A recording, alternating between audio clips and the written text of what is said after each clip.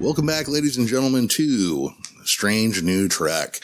I am your host, Captain Jeremy Vilmur, and joining me now is my number one dog, Commander Dog, and our chief engineer, Henry Janeway. What's happening, Henry? And what's going on, Cap? Oh, same old stuff. I'm getting over the Andorian lungworm right now. That was nasty stuff. Yeah, I heard you had a little case of it. I've been locked in my quarters for about 3 weeks now. We are recovering from, the episode about Rigel 7 on Strange New Worlds. And I just can't bring myself to do another episode recap just yet. So tonight we're going to do something different for us, but something average for YouTube. And we're going to do the Star Trek Iceberg chart. And this is the one from Trek BBS. So, hopefully everybody can find it and, read along with us. Now the iceberg charts, for those people who don't know, and I'm sure most everybody does at this point, but it is a layering from the tip of the iceberg, which is what everybody pretty much knows. And it gets deeper and deeper and deeper and more into the minutia and weird stuff of fandom. In the 70s, Kirk Spock porn. And that's not that weird. So even weirder than that,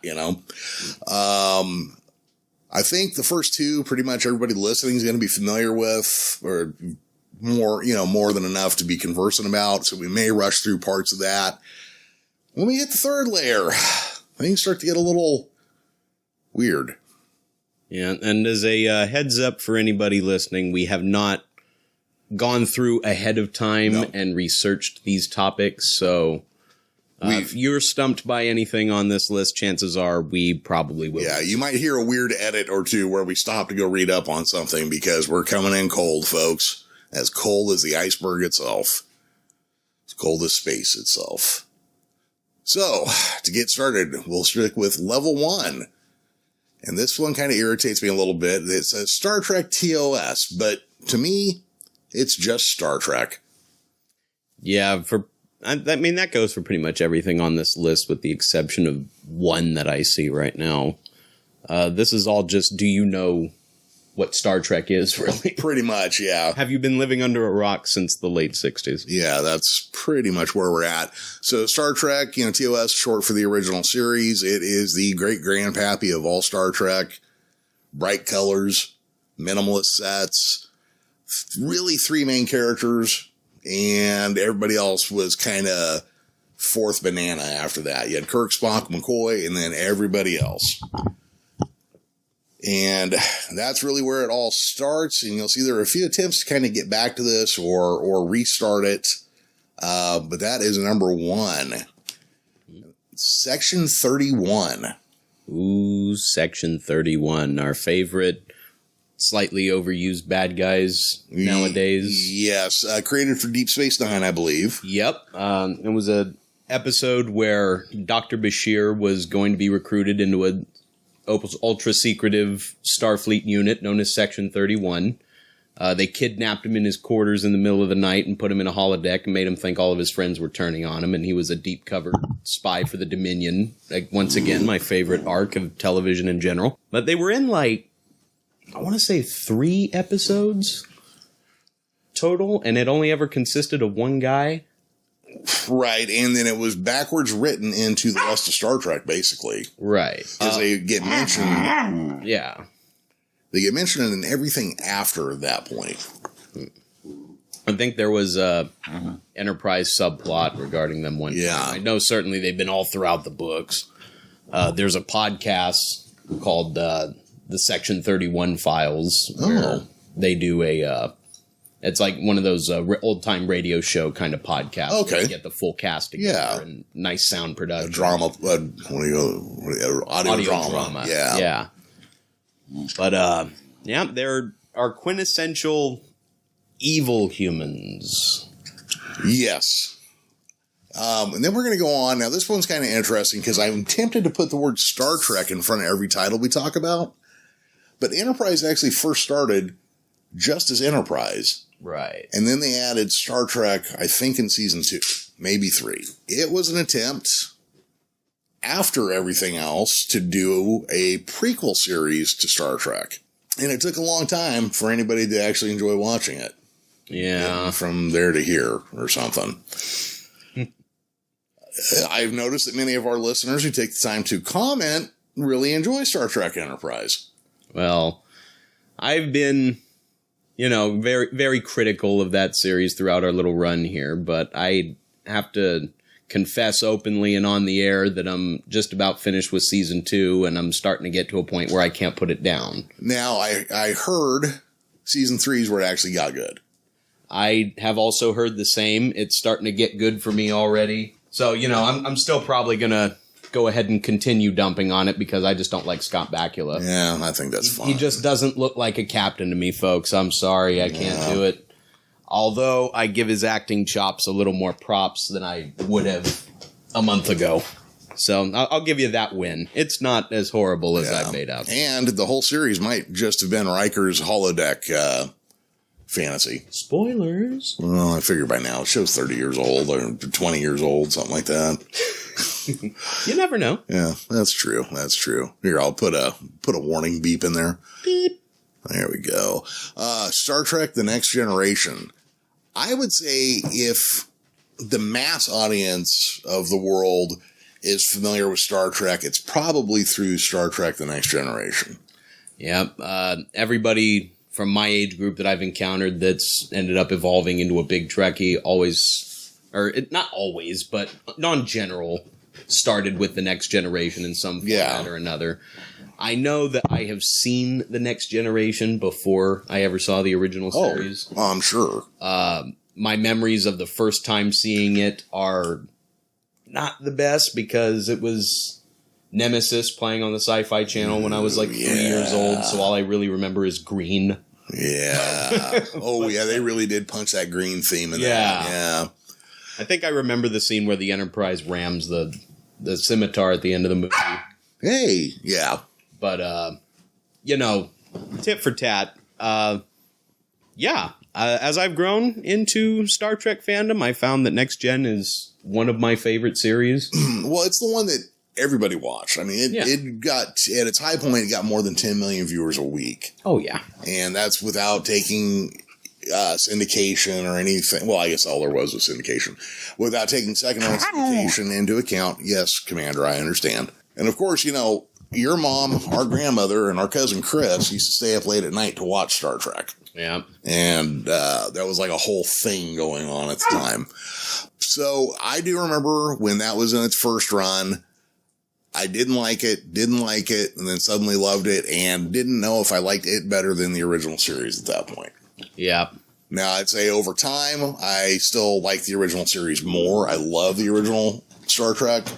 I still really like The Next Generation, though. Yeah. Yeah. Now, the next one, this one I don't really know much about. I have not watched any of it. Star Trek Prodigy. I do know the basics of it. Well, you're in luck because I happen to have watched the entire run so far. I don't know if they put out anything new yet since they've been put on Netflix. I don't think they have yet. Yeah. I don't think they have. I think they just have season 1, parts 1 and 2, basically. Yeah. Netflix is expensive for my money, so it'll probably be a while. So Paramount canceled it, Netflix picked it up, and I guess within a week it was at the top of some chart that Netflix publishes. That wouldn't surprise me for being like a kid's show. Yeah. It's actually really good. Yeah, and that's probably the thing to say. Like, this is the first Star Trek property that I know of that was specifically made for young viewers. Right. Now, obviously, it's got plenty of adult viewers. I mean, you're going to have that. Oh, yeah. Basically, the story of this is a bunch of kids find an abandoned starship, take it over, and head from the Delta Quadrant to the Alpha Quadrant. And pretty much all over. Okay. I think they end up in the Beta Quadrant at some point as well. Yeah. So they pretty much just do the whole lap. But eventually, they hook up with Admiral Janeway, who's actually voiced by Kate Mulgrew. They got her back.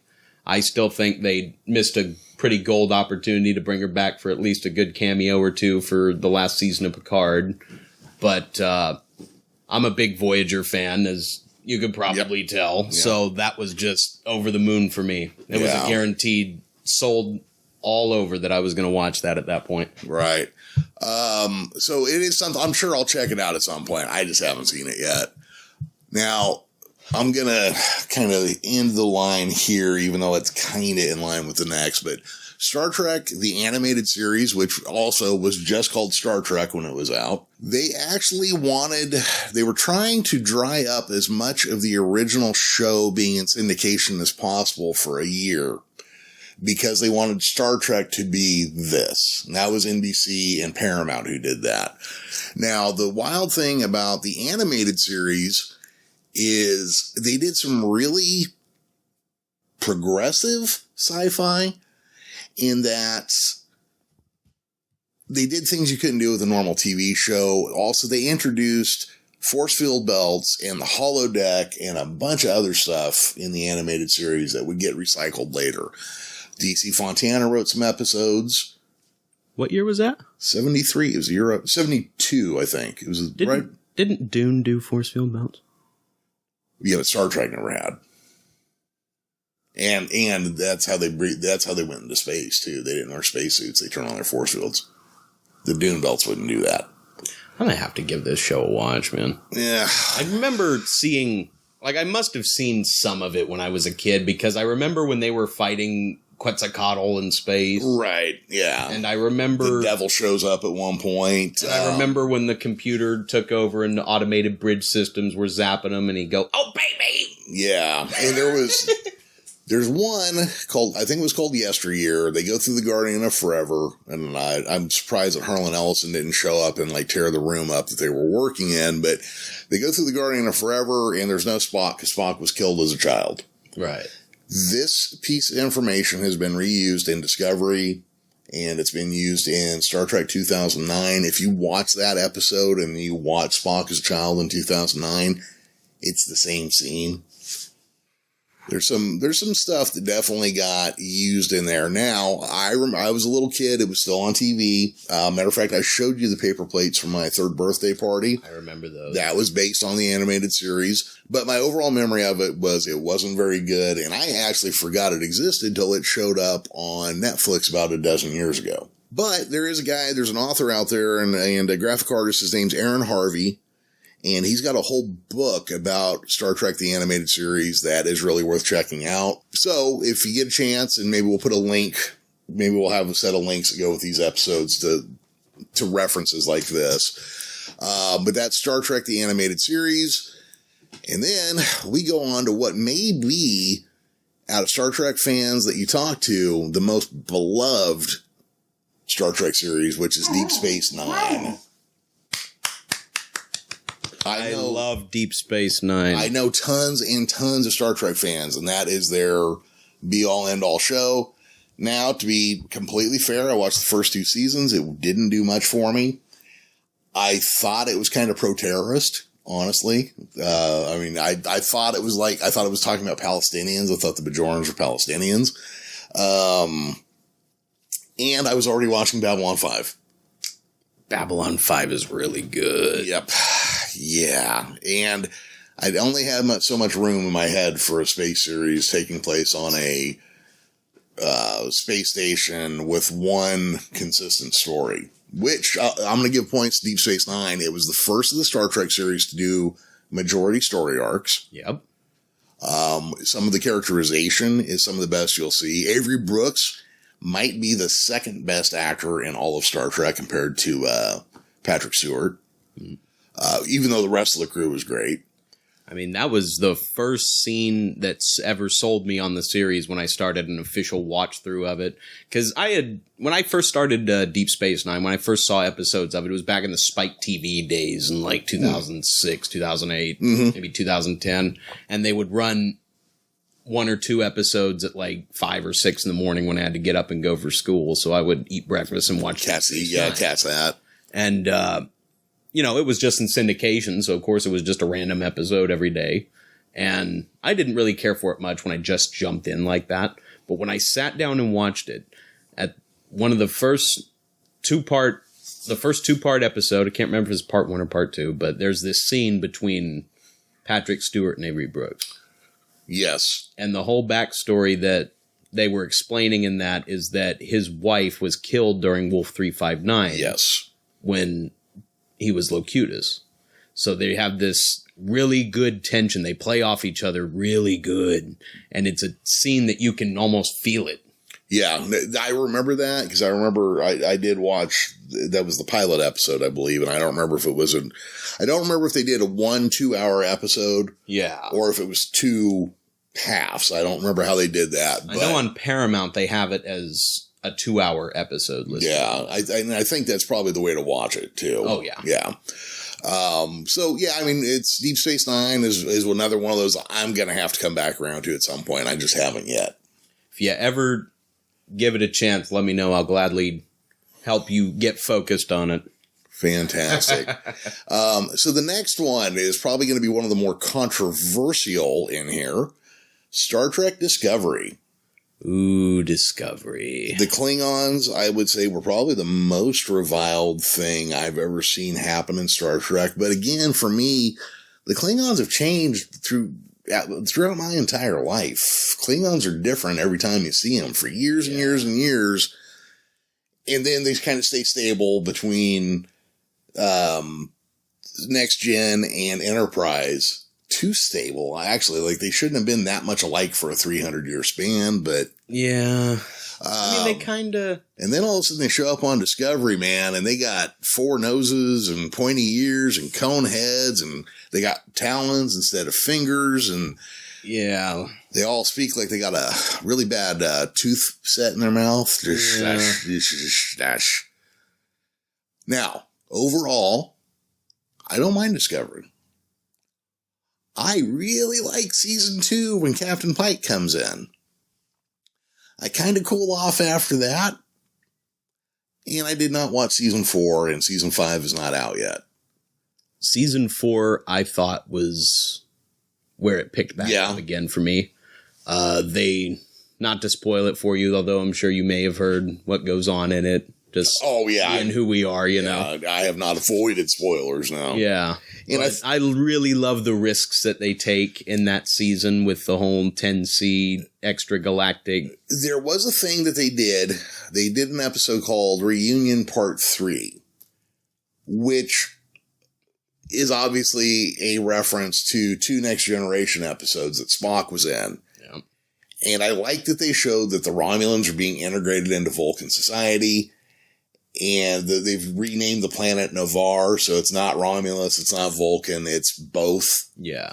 I enjoyed that. I also liked showing that there were very Vulcan Romulans and a handful of Romulan Vulcans, and then just kind of everybody else is just kind of there, you know. They're kind of just pieces of both.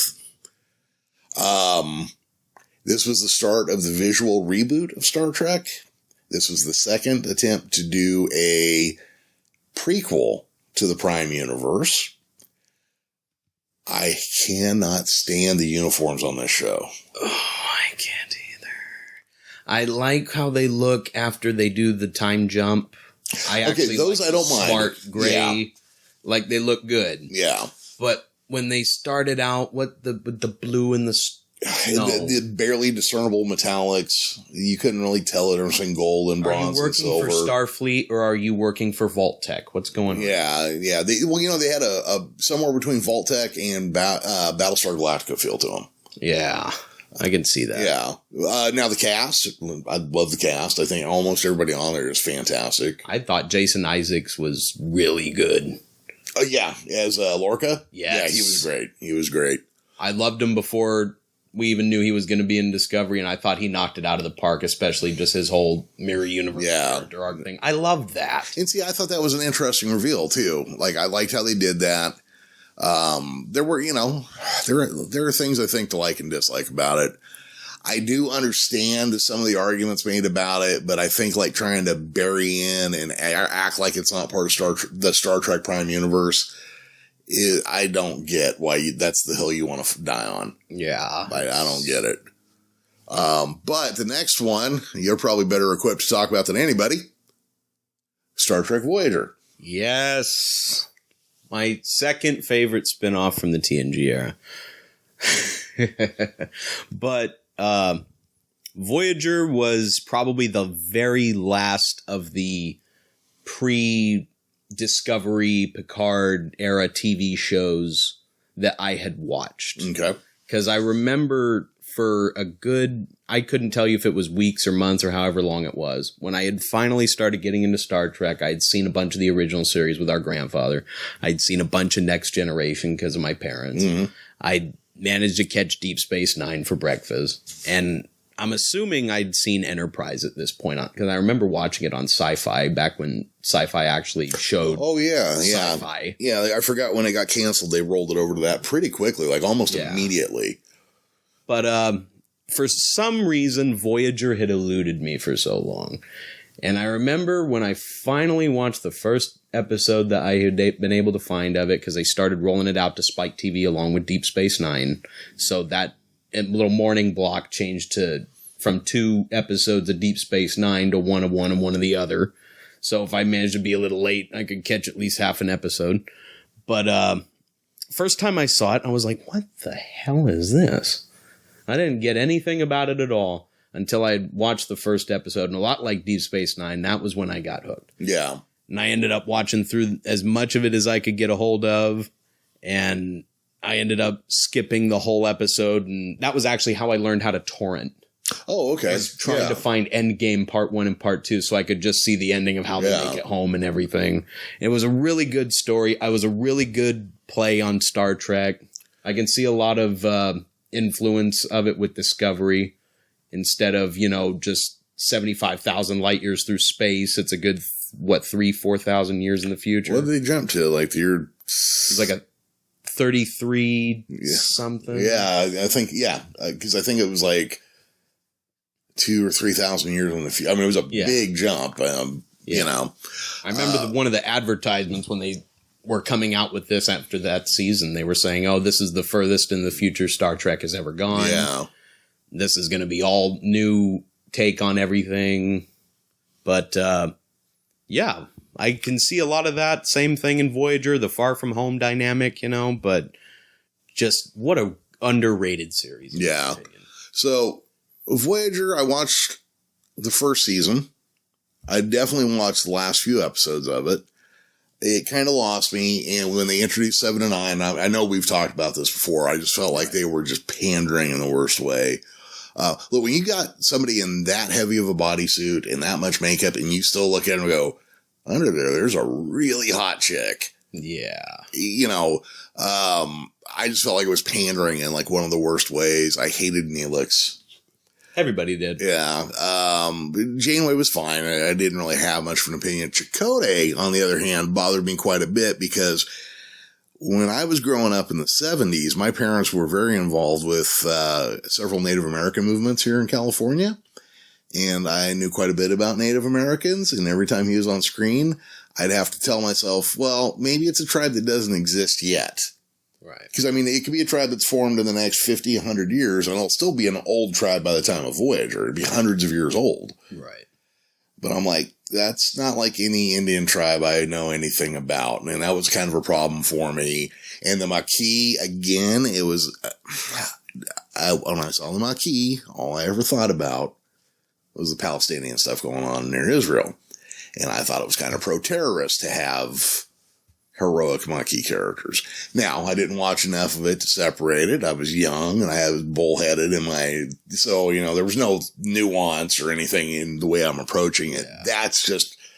That's where I came at it from. Every time, the Maquis, God, another Maquis story. Yeah. I personally like the Maquis storylines. I don't really see much of, like, if you sit me down and, like, now that I'm thinking about it, now that you mention, I do see it. Yeah. But for me, I was able to kind of just contextualize that in universe. Yep. And it also continued on, in my mind, from themes in the Next Generation. Because in not many, but there's a few. Oh, sure. Episodes of Next Generation where they kind of peel back the veil of the Federation. And you kind of see how things are maybe not idyllic as just as peachy as they made everything seem. Yeah. And I think a lot of these Deep Space Nine and Voyager episodes, that's another reason why I really like the two of them. Well, if you ever look, because in the Next Generation, they eventually settled on a Stardate system that was consistent. Right. And it continues into Voyager. Not only that, if you ever see a production script from Voyager, you'll notice that it starts with season 8. Right. Because they just picked up right where Star Trek Next Generation left off. And Voyager is essentially the 8th season, and that's how they handled it in production. Right. But overall, one of those shows that I probably need to give another shot to, But the next one, I don't, because the next one I love. Star Trek Lower Decks. Ooh. As we sit here, we are recording in Modesto, California. Mm-hmm. Shout out to Brad Boimler, man, wherever you are. Cheers to you. I remember the first episode when it played, and I heard him say that he was from Modesto. I'm like, well, how hard would it be to get them to say that for every town and do it localized by your VPN, and not your VPN, but your ISP, Yeah. And I'm like, no, he said Modesto, and they meant Modesto. Okay. It's funny later because they bring up that his family grows grapes, and my great-grandfather on my mother's side, so not the side we're related on, grew grapes here in town. Big Valley Church was his vineyard. Yep. So for me, seeing a guy from a great family from Modesto, I'm just like, and then the rest of the show starts, and you're just like, this is some wacky stuff. This is weird, wild, wacky stuff right here. I knew we were getting into something within the first 2 minutes when Mariner shows up half drunk on a bottle of whiskey and swings a batleth into his leg. Yeah, it's just crazy. It is strange because it doesn't fit in the Star Trek universe, yet it is one of the most Star Trek things you will ever see. Oh, God. It's so good. Yeah. It is animated. It is not meant for kids. I wouldn't say that it's anti-children, but there's some stuff in there that you would have to explain really thoroughly to a child. And this is, I think it's pretty much Rick and Morty reskinned on a way. Right. There's somebody from Rick and Morty's production team in here too, right? I believe so. Yeah. So it wouldn't surprise me because it feels pretty spot on humor-wise, but everything, because in Rick and Morty, you have references to every sci-fi franchise you can think of, every anything. Like, this is all just pure Star Trek. Yep. All the sight gags are Star Trek. All the in-jokes are Star Trek. It is one of the most Star Trek things you can see. Because it is just 30 jokes a second, and they're all Star Trek gags. Yep. And references that you may not even get at first, then you have to go like, oh, because they're so subtle at times. And then other times, they just beat you right in the head with them. But Lower Decks, I think, is one of the best successes of this era. We'll go on to one that's a little more questioning here. Star Trek Picard. Ooh, Picard. 2 meh seasons followed by a third pretty good season. And potentially... I don't think anything's going to happen, but... I don't either, but I really hope they don't. There's talk of a movie. There has been talk that there is a script being shopped around Hollywood right now for a follow-up to Picard. I don't know why you'd want to follow that up. Of course, there's also all the talk of a show that doesn't exist, Star Trek Legacy. Right. They keep acting like it's a thing, but it's not a thing yet. Not yet. Yeah. I have heard that it's possible that this movie is going to be a soft pilot for Legacy, which, if that's the case, then why not just use the perfect soft pilot that you already have, which is Picard Season 3. Uh-huh. And how many people are still talking about the scene with 7 of 9 in the captain's chair at the end of the whole series, flying off to who knows where. The only thing that keeps me from joining your camp of thinking that it's not happening is the source from all of this, which is Sir Patrick Stewart himself. So at the very least, I do believe that there is a script going around. I hope to everything they don't make it. Or if they do, then it's pure Star Trek Legacy and doesn't touch what they did with season 3 of Picard, because that was perfect. It really was good. Let's deal with the elephant in the room. Apparently, the idea behind Picard was Patrick Stewart didn't want to do anything that he had done on Star Trek. He wanted it to be a whole new direction. Right. And the character of Picard in season 1 is unrecognizable. He's as different to Picard in The Next Generation as the movie Picard was to the TV Picard. All of a sudden, he likes kids and all these things that were just not Picard, you know. Season 1 was kind of, well, not all of it was bad, but it was kind of hot garbage. Season 2 was lukewarm garbage. It wasn't quite hot garbage. It wasn't really all that bad, but it wasn't very good. Yeah. And Season 3 was pretty darn good. Because we got a Next Gen episode. Season 3 blew me away. I think we might have talked about this one before. I might have mentioned this too, but you remember a movie called Secondhand Lions? I don't know if we've talked about this. Off the top of my head, no. So it's this, I can't remember if it's his uncle's or his grandfather's, but this kid ends up going to stay the farm with some family members, and they start telling him all these fantastical stories about all the stuff they've done in life, and it all sounds really over the top and ridiculous. And he's going, yeah, right, sure, whatever, you're senile, blah, blah, blah. And he ends up finding little bits of evidence all over the house that it was real. And at the end of it, the two die, and all their people that they had met, all these big fantastical characters, like some kind of royalty from Europe and some big royalty, all show up. And they all show up for the funeral. It felt like that. Like, I felt like I was that kid watching Picard season 3. Yeah. Because Next Generation, I love it to death, but the first episode aired when I wasn't even a thought in anybody's head. Right. And the last episode aired before then. Yeah, yeah.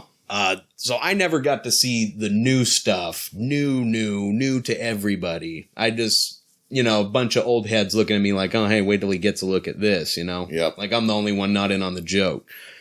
Watching season 3 of Picard felt like I met all these larger-than-life characters that I'd hear the family talking about, seeing in the middle of the night, way back in the 90s. All these characters that I keep hearing about, but no. I'm going on the ride this time with them, what I mean? Well, yeah. It blew me away. Like, I can't say enough good about it. I had goosebumps on my arms the whole moment. That being said, you are right. 1 and 2 were pretty... Yeah. I mean, I didn't mind 2 all that much. I had 1. I remember when it ended, I was just like, I can't believe I just wasted 8 weeks on that. Yeah. Maybe history will be kind to it in some way. Yeah. I don't know.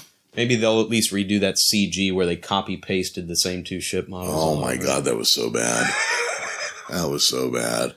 I've seen amateur VFX videos on YouTube that do that whole scene 10 times. One of the things with Star Trek that they don't do anymore that they used to do. I mean, how many ships went to fight the Borg at Wolf 359? Everything, including the Millennium Falcon. But I mean, would you see like 2-3 dozen? I mean, when it really comes down to it, there were only a couple handfuls of ships. There wasn't one ship with which they had made 250 that was the most badass in the fleet, and it wasn't 500 Romulan ships versus 500 Federation ships. Well, if I can reference back so early, right? Deep Space Nine did it. Right, but that was a Sacrifice of Angels. But that was a war show. It was a little different. And it was, but this was a war moment. Well, but still could have done. But Star Trek very rarely was hundreds of ships versus hundreds of ships. It was a first time. Very rarely. Since the new Trek stuff, since Discovery, since Strange New Worlds, since that moment on Picard, having a couple hundred ships face each other down is like normal now. Yeah. And when that was never the case before, you usually got one ship versus maybe 2 or 3, or, 3 versus 3, which was rare, but most commonly 1 versus 1. It was a submarine battle.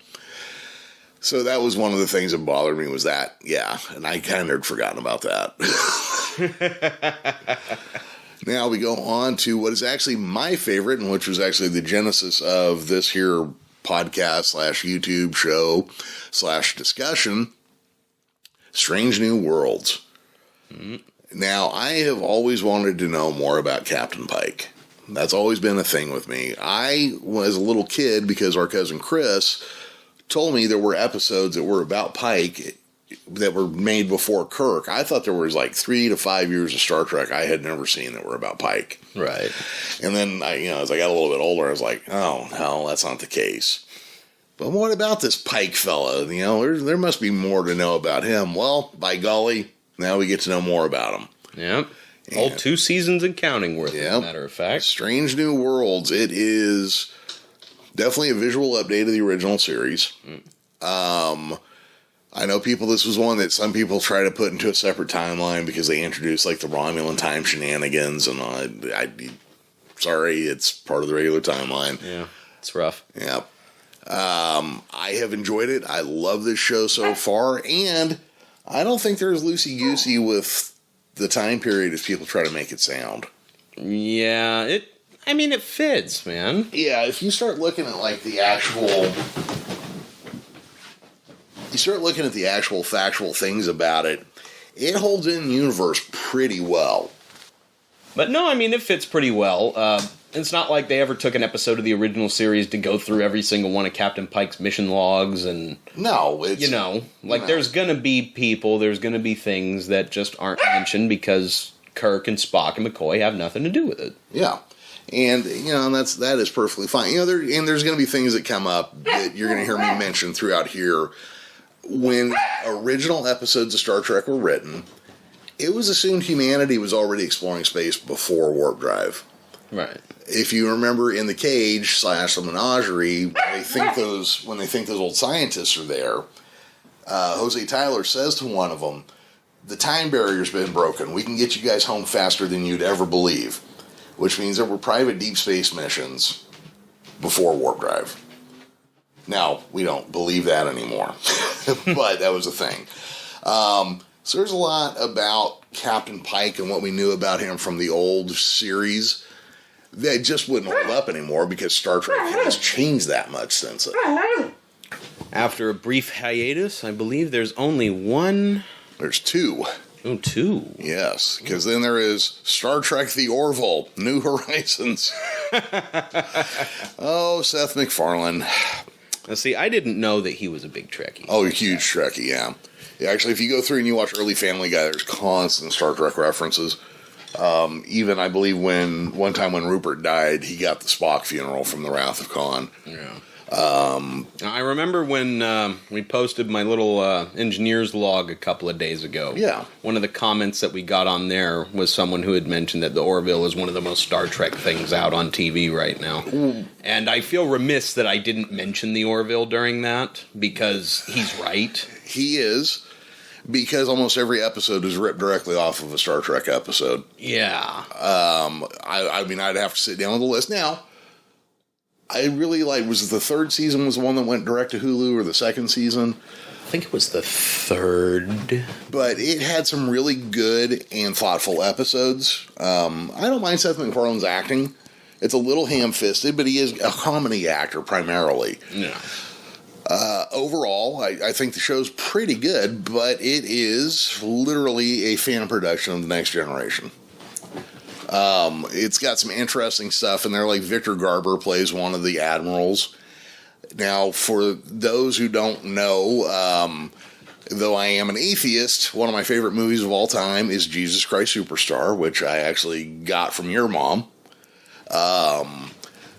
But there was also another movie that came out at the same time as that movie when I was a little kid called Godspell, which is another modern-ish retelling of the story of Jesus, but it's just the book of Matthew, done as a series of parables leading up to the crucifixion of Christ. Victor Garber played Christ in the movie version. And it's just kind of interesting to see him now as an older man and then as a very young man, wearing a homemade Superman shirt, playing Jesus with goofy pants, doing song and dance numbers. They had Bruce Boxleitner as the president of, theirs isn't the Federation, it's the Commonwealth or the Confederacy, they wouldn't call it the Confederacy, but it's whatever their government is on the Orville. Bruce Boxleitner, who is John Sheridan on Babylon 5. So that's kind of That's the second time we brought up Babylon 5, and that's too many for me not to rewatch it later. Oh, it's great. It really is. Now, the other thing I have to keep in mind is that my buddy Rico E. Anderson, who we'll talk about again when we get down to Star Trek Renegades, but Rico Anderson, an actor friend of mine, was in the Orville. He played the doctor who converted the baby over to its male gender. And I remember when me and my ex-wife were watching the episode, we're both like, God, that guy looks familiar. Last year, when me and Chris were doing our first season of Strange New Trek, I had Rico on for an episode. He goes, I was on the Orville. I go, where? And he told me, and I was like, now I know why that guy looks so familiar. But the Orville, it's actually a good show. It's definitely worth watching. But for my money, it's a fan production of Star Trek. Yeah. 10 out of 10 recommendation if you're looking for a really good laugh on a sci-fi note, though. Oh, absolutely. Yeah, especially if you're in the mood for something funny. Oh, yeah. But if you're in the mood for something that is also just like a throwback to older Star Trek, the Orville. Yeah. And I'm one of those guys that I'll say Galaxy Quest is one of the top Star Trek movies ever made. I don't have any problem judging something for what it is, you know. That was a love letter. I've never seen it. Oh, you definitely need to watch it. Galaxy Quest. Galaxy Quest, yeah. I'm going to have to give it a good look. And then the final entry in the top layer of our iceberg, the Kelvin timeline. A.K.A. the JJ verse. The JJ verse. JJ, why must you try to ruin our favorite sci-fi so often? Well, the guys at Red Letter Media pointed out very early on that the first Star Trek movie was basically a remake of the entire Star Wars saga. And they were right. I did not mind 2009. I thought it was fine. I was actually really looking forward to it. I thought it'd be interesting to see a parallel universe Star Trek that starts over clean and builds from there. So it can be more consistent. The canon can be more. And then they introduced transport beaming and completely ruined the need for spaceships. They did a number of things where I was like, well, that's just silly. But they did bring over Leonard Nimoy. That was good. I mean, you know, I'm not... Oh, man, I really hate the Kelvin timeline. I'm trying not to swear. I think they only did that just because if they had done it any other way that didn't involve either Leonard Nimoy or Patrick Stewart, they would not have touched Kirk with a 25-foot pole at the point because William Shatner being William Shatner. Yeah. Sad to say. But if they did not get one of those two to kickstart the whole thing off, it couldn't have gone. I will give you that. But there was also a thing going on at this time where they were taking all the shows that were out when I was a kid in the 70s and they were rebooting them as a funny movie franchise. And I was so afraid of that happening to Star Trek that I was kind of relieved with what they did do. Because actually Star Trek Beyond, I didn't mind at all. It's probably the largest financial dog in the series. That was the one after Into Darkness, right? Yes. I still have not seen it.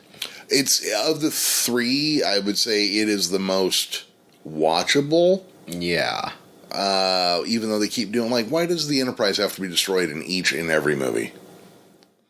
That was one of the things I was like, okay, I don't really want to watch it. I don't really have any interest in this plot that they're trying to do. Yeah. Also, I promised that I was not going to watch it after I was so disappointed by Into Darkness. Yeah, and I was really excited to see, like, a new take on Khan. I didn't realize they were just going to flip the script for The Wrath of Khan. And just turn him into Benedict Cumbersnatch. Yeah. Yep. Old Benedict Cumberbund.